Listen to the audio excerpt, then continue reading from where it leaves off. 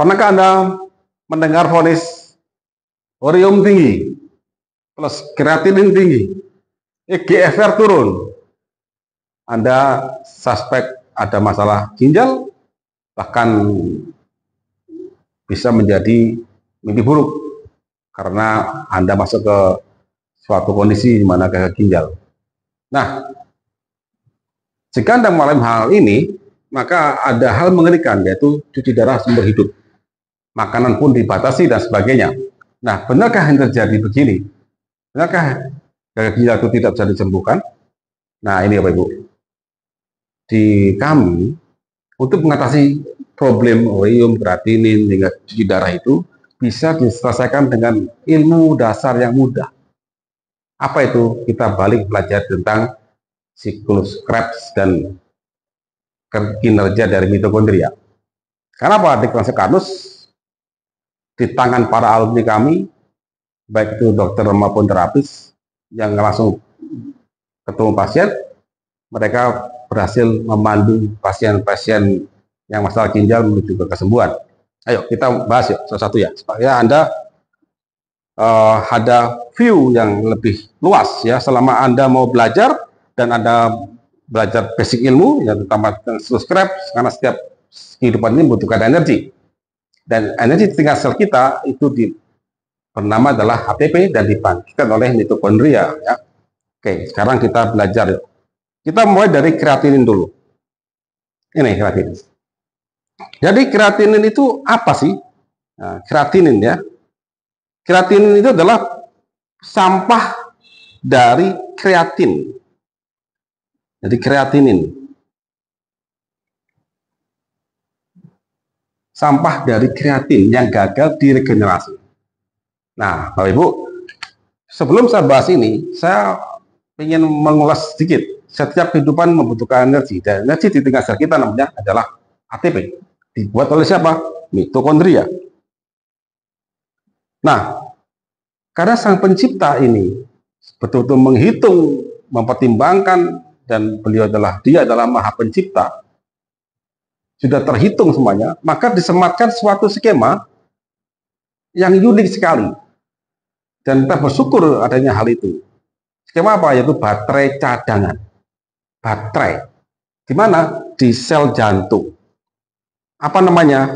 Namanya kreatin fosfat. Apa fungsi kreatin fosfat ini?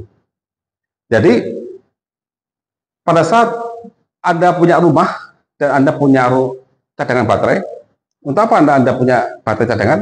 Jika untuk jaga-jaga supaya jika ada pemadaman listrik, itu padam, maka Anda pakai baterai itu. Setelah dipakai, listrik nyala, maka ada recharge lagi. Sama persis. Jadi kreatin fosfat ini sebagai baterai cadangan. Jadi baterai cadangan di mana? Di sel jantung. Kenapa dikasih sel jantung banyak sekali kreatin fosfat? Karena sel jantung tidak boleh berhenti selama Anda masih kontrak hidup di dunia ini. Contoh, Anda dikatakan usia 70 tahun, kemudian someday Anda telat ngasih makan sel jantung, Anda lari-lari, telat sarapan, ya, contoh begitu, sel jantung telat ngasih dapat makanan, sehingga dia dikasih hak untuk men-switching menggunakan kreatin fosfat ini untuk diambil ATP-nya. Ingat, energi di tingkat sel namanya ATP. Sel jantung butuh ATP. Semua sel butuh ATP untuk menggerakkan pompa-pompa dia. Nah, jantung ini tugasnya memompa darah, ya. Dipakai ATP-nya. Nah, kreatin fosfat yang sudah diambil fosfatnya dari ATP ini, maka dia berubah menjadi kreatin. Nah, kreatin ini nanti akan menunggu mitokondria untuk memproduksi ATP. Nah, sini ATP. ATP ini akan diambil fosfatnya oleh kreatin, ATP jadi ADP, kemudian kreatin jadi kreatin fosfat. Nah, ini siap dipakai oleh sel jantung jika sel jantung telat makan. Nah, sekarang Bapak Ibu bayangkan jika sel jantung ini dia telat memproduksi ATP. Kenapa telat? Jadi sel jantung telat produksi ATP. Kenapa telat? Karena mitokondria telat dapat asetil CoA. Kenapa kok telat? Karena sel jantung telat dapat glukosa. Dapat apa lagi? Asam lemak, asam amino, ya, telat ya. Ini terjadi pada apa? Pada pasien diabetes, sebab karena gulanya numpuk dalam darah. Hipertensi, jenisnya ya. Jadi itu. Nah, apabila hal ini terus berlangsung, jadi ketelatan ini terus berlangsung, telat ini terus berlangsung, akibat Anda tidak tahu skemanya, Anda sakit diabetes nih, Anda nggak tahu apa penyebab diabetes, Anda minum obat terus dan sebagainya, tanpa ada perbaikan sistem, maka sel jantung ini lama-lama telat dapat makanan, sehingga dia pakai kreatin fosfat. Semakin telat, maka semakin banyak kreatin fosfat yang diambil P-nya di diabetes, sehingga dia melahirkan banyak kreatin yang banyak dalam sel jantung ini. Bayangkan, sel kreatin sangat banyak sekali, numpuk dalam sel jantung dia. Akhirnya apa? Ya dikeluarkan oleh sel jantung ke dalam darah. Bagaimana skemanya? Nah inilah kreatin. Dia menumpuk, ini menumpuk. Akibat apa? Akibat sel jantung telat untuk merubah dia menjadi kreatin fosfat. Nah, diambil terus oleh sel jantung untuk energi. Maka di sini ya, dia akan mengambil OH ini dan H di sini diambil. Jadilah apa? H2O. Jadi kreatin yang diambil airnya menjadi kreatinin.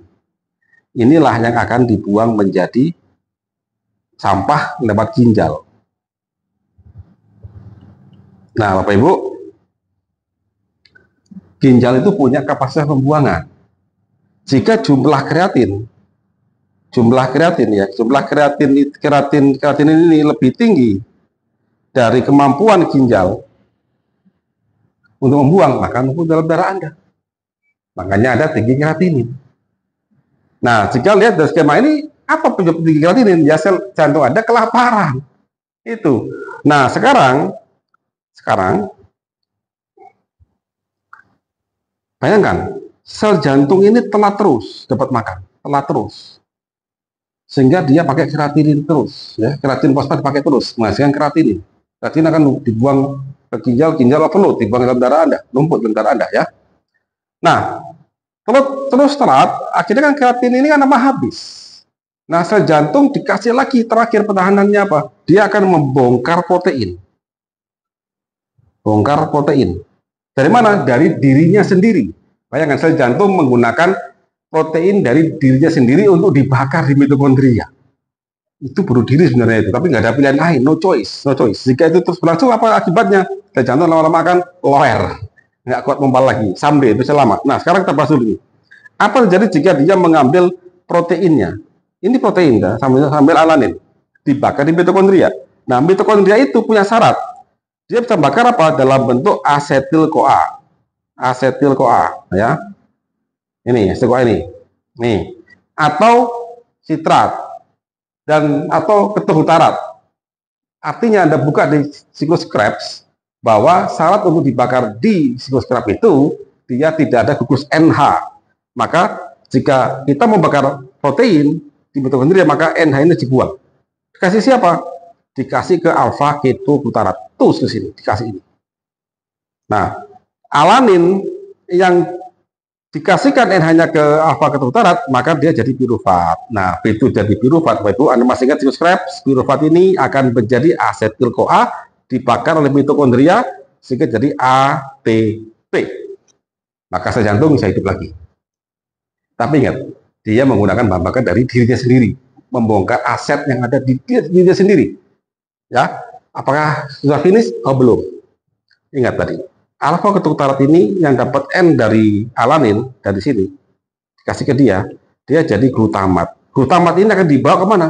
Dibawa ke liver, di liver akan diambil NH-nya, jadilah ureum. Nah, sekarang bayangkan, jika sel jantung gagal dapat glukosa karena numpuk dalam darah dia diabetes, ya, dia gagal dapat asam lemak karena asam lemaknya numpuk dalam darah jadi plak. Karena apa? Karena dia gagal memecah asam lemak dalam darah dia. Memecah tinggi, gagal dipecah tinggi dari darah menuju sel, ya. Akhirnya dia harus mau ngambil protein dari dirinya sendiri, dari sel jantung. Akhirnya apa? Urium akan naik. Urium naik, creatinine naik, GFR turun, maka ada gagal ginjal. Kalau Anda flashback ke belakang, Bapak Ibu, ini semuanya simple diselesaikan. Dengan cara apa? Problem ini hanya masalah sel tubuh Anda kelaparan, titik. Maka pastikan Anda berobat ke orang yang paham tentang mekanisme ini. Jika Anda ingin belajar, ikuti kuliah-kuliah saya. Jika Anda nggak sanggup lagi belajar, Anda datangi para dokter atau para terapis alumni kuliah Kardus. Insya Allah Anda akan dipandu untuk mendapatkan kesembuhan dari Sang Pencipta. Oke, Bapak Ibu, see you next time.